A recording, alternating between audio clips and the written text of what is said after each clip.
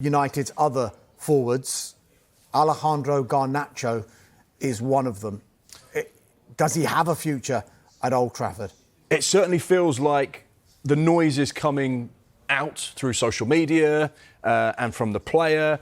It feels like his days at Old Trafford are numbered. Of course, the club's position will be the same. We don't want to sell any of our superstars. And at 20 years old, and someone that could be hugely influential for many years to come, they're not going to want to let him go for cheap. However, he would be one of those players that represents 100% profit on PSR. So therefore, if Manchester United are looking to rebuild, Garnacho's name could be in that circle of players. They think, well, actually, that could maximise income for us, which would allow us to invest in other areas of the squad. I think there's a couple of interesting things we saw on Instagram from Alejandro Garnacho, a rather cryptic message. You can take what you want, of course. Manchester United finished the season and then went out to the Far East to play some money-driving games. And he said, finally, obviously on an airport runway there, with a crying emoji, a praying emoji, and then a palm beach emoji. Finally, he's getting his opportunity. Finally, his season's coming to an end. Is he saying there that finally we're back from this pre-season tour and I didn't want to go on it? Is that why it's controversial? Because he's... Maybe. And that's stepping out of line, because obviously if you're a Manchester United player, United are paying you, and if you are going on a post-season tour, that's what you have to do.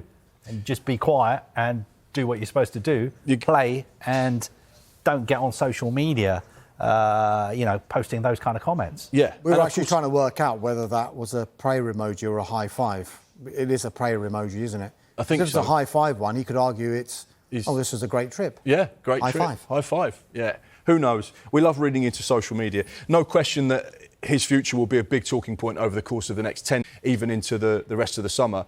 But what would Manchester United potentially lose in Garnacho? Someone that's been absolutely electric at times, but Manchester United fans will probably say we haven't seen enough of the Garnacho we know he can be. Look at these, and I think this is quite interesting as well, because he's in good company. Most goal involvements of current under-21 players. Important to remember, he's only 20 years old because he's been around for a few years. You think he's older than that. But Lamine Yamal at the top of that list, 35 goals and assists. This is obviously in Europe's top 5 leagues across all competitions. Doué, superstar for PSG, as we saw last night. Garnacho, third on the list there, with 21 goals and assists. And you can see some of the other names there, big young stars of the future. So he's got a value. He's an asset for Manchester United.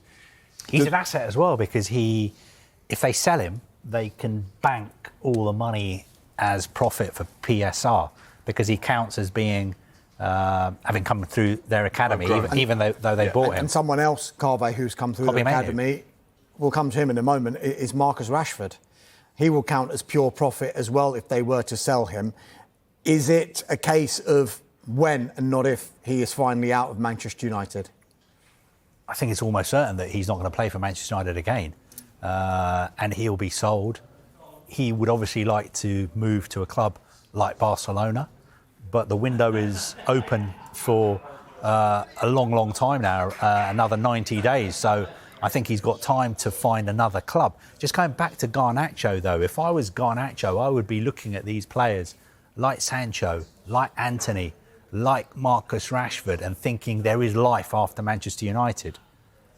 These players, some of them went on and played in the Champions League last season, played in European finals, and the kind of clubs who are after Garnacho are Champions League clubs. Chelsea being the Champions League, he could be playing for them. Napoli, Champions League, Club World Cup, champions of Italy, he could be playing for them.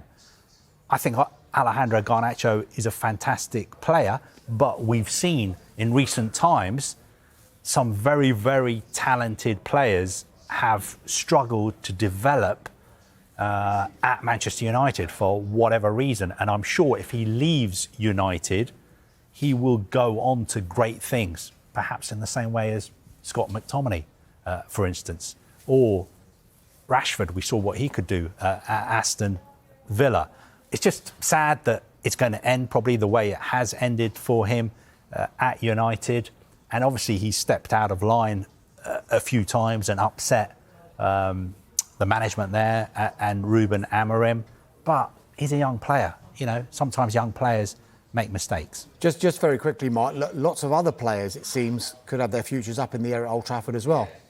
Well, every player has its price. And ultimately, as we've already discussed on the show earlier on, you know, Manchester United are in a position where they need to make sure that they're sustainable financially. And the rebuild that they want to do this summer, they have to fund it somehow, because Sir Jim Ratcliffe has made it quite clear there isn't an endless pot of money at Old Trafford. They are going to have to be clever. They're going to have to be astute. I know Carve's mentioned the likes of Antony, obviously a huge investment for him, 100 million euros. You know, what will they claw back from him being away at Real Betis if they were to sell him? Marcus Rashford, Garnacho, Sancho, Mainoo. There are young players there. There are players that they want to shift off the wage bill as well. Some of the high earners, the likes of Casemiro and so on and so forth. So I think Manchester United are, without question, a club to watch to see what they can do. And they will try and financially navigate their way through this window to put themselves in the best possible position. And that might mean selling some of these young big stars. Carve, another club to watch. What's going to be left at Manchester United? Sorry? What's going to be left?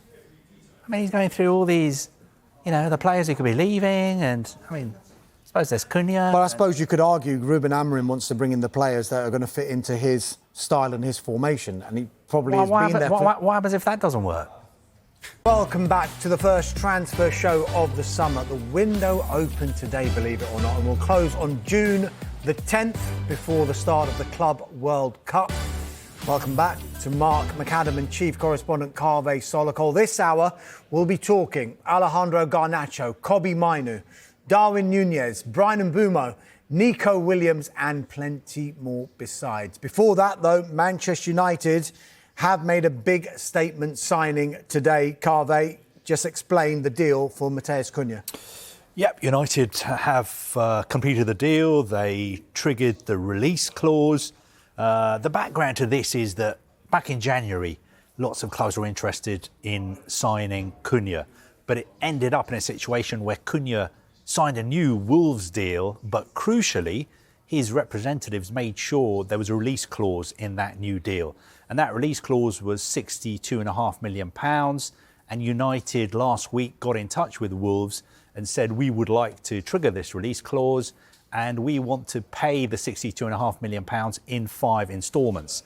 Wolves said, hey, hold on a second. That's not going to fly.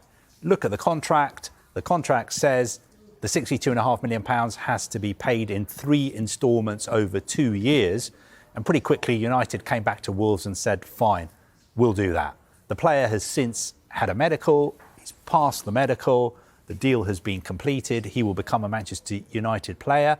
I think it's a statement signing for United because most people, one, would be saying, if you're not a United fan, why does he want to go to Manchester United? He's a great player. United are not in the Champions League. They're not in Europe at all. Surely he wants to move to a club who are in the Champions League. But that's not the case because Matheus Cunha thinks United are still one of the biggest clubs in the world. He loves Manchester United and he is delighted that he's got this move. And United, where they're getting the money, people are saying, hey, I thought their co-owner said they've got no money. They were going to run out of cash. Where's this money coming from? Well, United are still a massive cash-generating, revenue-generating machine. OK, their recruitment has been very poor recently, but they still turn over a lot of money. And this transfer fee is being paid in 3 instalments. And also there are lots of players who they may sell this summer as well to balance the books. So a good deal for Manchester United on paper, a good deal for Cunha. He's got his dream move. Also a very good deal for Wolves because they were very smart. They protected their position. They made sure that if something like this happened, there wouldn't be a saga. We wouldn't have twists and tails and the player going on strike and multiple bids coming in and being rejected. Manchester United knew what they had to do to get him. They did it, and they did it quickly. It's out of the way now. Wolves can now start planning for next season and use some of this money to maybe strengthen their squad and help their head coach, Vitor Pereira, who did such a fantastic job when he came in last season, build on what he did last season. I think we could see a lot of these release clauses. They are in place for various players. Dean Howson, Bournemouth, Real Madrid, simple. Delap to Chelsea, simple. It's going to do us out of a job. Palace. There's going to be no transfer sagas anymore. But it's all in black and white there, and it stops the saga, which so many transfers can become. And therefore, if the players are happy on the players' side and the representatives, the clubs think, well, actually, we're happy with that deal. We sold him for that price, we'd be happy. It makes everything so much more smooth. And I think you'll see a lot more of that in Premier League deals moving forward. Mark, well, let's cross that bridge. That's football, as they say. I guess it doesn't help Manchester United that Liverpool are doing so well as well at the same time. They are, of course, the champions of England for the last season. We've talked about Florian Wirtz. We've talked about Jeremy Frimpong. We've talked about... Who was the other player we talked about? Kirkes. Milos Kirkes as well. Thank you very much indeed. But could there be a revamping almost of their front line as well? Could we see a few changes there? Yeah, I mean, we could see, for instance, Darwin Núñez leaving. There's been lots of talk about maybe there's some interest in Saudi Arabia. We've looked into that. I've spoken to some people in Saudi. They're not giving me any indication that anything is imminent. But there are question marks over his future at the moment. He's the club record signing. Luis Diaz, he is scheduled to be sitting down to have contract extension talks with Liverpool, his representatives. But we know for a fact clubs like Barcelona have been interested in signing him. So I think we're getting to the situation with him where he has to either sign a new contract or he will probably be sold this summer. But I think there's still a chance that Liverpool could sign an out-and-out striker. And I think their top target, again, is a name of a player I don't want to mention because I don't want to upset the fans of his club. But I think if you speak to Liverpool fans, they'll say we're very happy with Frimpong, very happy when we get Wirtz, very happy if we get Kirkes. But, for instance, if Darwin Núñez leaves, our dream signing would be Mr. X. It's always about trading as well. It's not just about the players you bring in. It's about how do you fund that deal? How can you make things work financially for the club? And those clubs that sell players and get good returns on them and then reinvest that money sensibly, the clubs that are run well, the ones that have really good partnerships at the top of the club with the sporting director, the head coach, the chief exec. It's those clubs that are very astute and clever are the ones that you watch. And that's what Liverpool will do, is how can we generate cash but improve our squad and be financially sustainable. That's the key thing to operate in this window. And I also think, actually, if they sign Florian Wirtz, then I find it difficult to imagine them buying two players who cost more than £100 million. So I think maybe if they were to sign another out-and-out striker, it would not be a player who would cost over £100 million. Can you guess who Kaveh Solokol is talking about? Answers to @Sky Sports News. For what it's worth, I don't think that player will be going anywhere, and I don't think he should go anywhere because he's at a fantastic club with fantastic fans, with a fantastic manager, with a fantastic squad, and they are going to be in the Champions League again as well. Yeah, and as if by magic. Pues es una ausencia importante, porque no ya es uno de los jugadores que siempre suele comenzar los partidos en esa escalera. Y vamos a ver hasta qué punto lo siente y lo nota el Barrio, que ha sido un equipo un poco de extremos durante los propios partidos, ¿no? Muchas veces ha empezado mal, luego ha mejorado en el segundo tiempo. Hoy el Barrio tiene que salir con mucha más concentración desde el primer instante, porque esto es un partido de playoff y delante tienen un equipo con mucha calidad, como es los Troncos. Atento está para el cierre, Gil Vidal, segundo palo, Carlas al palo. Adri, ¡gol!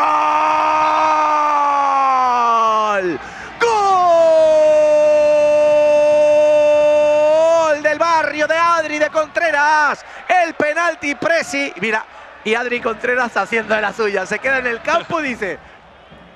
Ian disparó. ¡Oh! ¡Sácala a llenar! ¡Gol!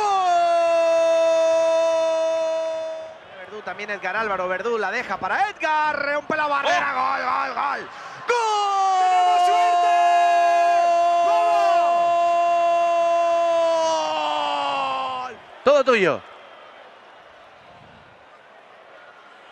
Ahí está, Marmartra que lanza un bueno.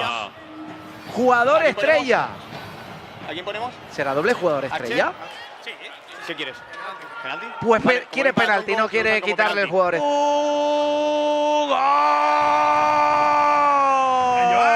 ¡Gol de los troncos! ¡No falla Verdú! ¡Viene Arche! ¡Manu Martín! Al lado de la pelota. A ver, aquí va directo a la pelota. ¡Gol! ¡Perchita! ¡Gol para los troncos! Se fue por la clásica, por la segura. Chita, Sorroche con el centro. La bajó muy bien Litus, pase atrás. Edgar. Buen pro en el área. Paufer con el cuero al segundo palo. La tapó. Pérdida la tiene Arche. Se barre con toda Carraflana. Rebote para allí. ¡Gol! ¡Gol! ¡Del barrio! Ian González, habéis repetido la suerte de las chicas y estáis en semi. Enhorabuena. Pues nada, muy contentos. Parece que ya empezamos a salir del pozo en el que nos metimos en Liga después de esas 4 derrotas seguidas. Y nada, a Madrid seguro. Os enfrentáis al igual que las chicas a Ultimate Móstoles, guerra de clubes parece. Sí, esperamos a ver si podemos ganarles ya, que desde que salí de allí de Móstoles no le ganó ningún partido. Así que nada, DJ, voy a por ti. O sea que celebración de gol si marcas, a lo loco, todo, ¿no? Tanto no, pero ojalá le meta uno. Bueno, enhorabuena, a disfrutarlo. Muchas gracias.